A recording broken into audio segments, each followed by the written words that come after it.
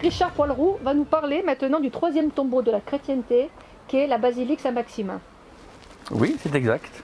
Dans la crypte de la basilique Saint-Maximin se trouve bien le troisième tombeau de la chrétienté, le troisième après celui de Saint-Pierre et celui de Jésus à Jérusalem. C'est le troisième tombeau. Voilà, donc je rassemble les bienfaits historiques qui établissent pour moi cette réalité historique qui commence maintenant à faire le consensus. Voilà, donc c'est à peu près les 300 premières pages de mon bouquin.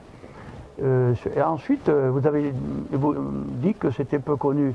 Peu connu pourquoi parce qu'il y a eu dès le XVIIe siècle un complot, clairement un complot qui a été monté par les jansénistes pour galvauder cette réalité. Voilà, que dire. C'est plus qu'un roman, c'est carrément une... Oui, dans ce roman, je reprends les bienfaits historiques qui établissent, à mon avis, la réalité de la présence de ce tombeau Saint-Maximin. Et ensuite, j'évoque justement ce complot janséniste, pour dire les mots, dont a souffert la notoriété, disons, de la tradition provençale. La tradition provençale ou bien la figure même de Marie-Madeleine? Je pense que c'est lié, c'est parce que ça devait gêner les courants de l'Église rigoriste, le fait que Marie-Madeleine soit portée au même niveau que la Vierge Marie, pratiquement, au Moyen-Âge, a gêné beaucoup. Parce que pour eux, c'était pas quelque chose qui était édifiant pour la jeunesse.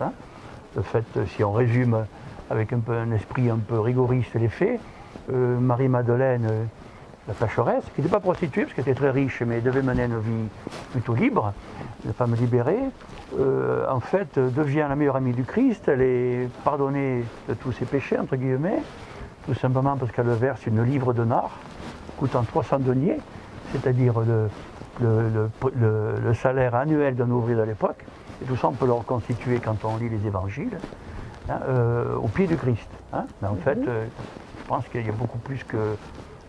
C'était en tout cas la vision dite de Judas dans cet acte-là, qui reflétait beaucoup de choses. Voilà, que vous dire. En tout cas, c'est très intéressant, cette histoire de complot janséniste. Oui, c'est la deuxième partie de mon bouquin, et ensuite, bien sûr, il y a une partie purement romancée pour faire de mes recherches, de les transmettre sous forme d'un thriller, d'un roman policier. Mais là aussi basé quand même sur des faits réels, même la partie romancée est basée sur des faits réels. Normalement, il porte sur les ordres templistes, sur les dérives des ordres templistes. Alors, il y a un lien avec Marie-Madeleine là-dedans. Vous savez que Marie-Madeleine était la sainte patronne des croisés. Voilà. Et elle est dans la prière, dans le serment des Templiers. Il y avait notamment dans les premières phrases, il y avait une fidélité vouée à la maison de Béthanie. La maison de Béthanie, c'est quoi? C'est en fait... eh bien, la famille de Marthe, de Marie-Madeleine et de Lazare. Les trois étant arrivés à Marseille. Saint-Lazare l'a ressuscité après avoir été évêque de Chypre. Il deviendra évêque qui viendra plus tard. Et ses sœurs l'ayant précédé en Provence. Voilà, donc j'établis, j'ai eu le sentiment que cette tradition provençale, si on ne découpait pas en petits bouts, avec Sainte Marthe qui subjugue la Tarasque, qui dompte la Tarasque à Tarascon, Marie-Madeleine à la Sainte-Baume, Saint-Lazare à Marseille. Si on ne divise pas cette tradition, elle devient cohérente. Elle devient elle a une certaine vraisemblance, une certaine cohérence. Et là, bien sûr, j'ai refait, je me suis penché sur ce qu'il y avait à l'époque, dans le contexte historique de l'époque. Et encore une fois,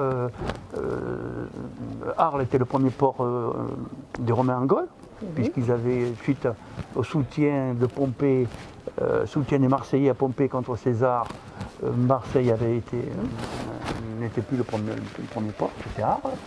Et les marins arlésiens, en tout cas ceux qui naviguaient en haute mer, on a estimé qu'ils allaient à peu près 20 fois dans leur carrière de marin en Israël, en Palestine, à Jaffa.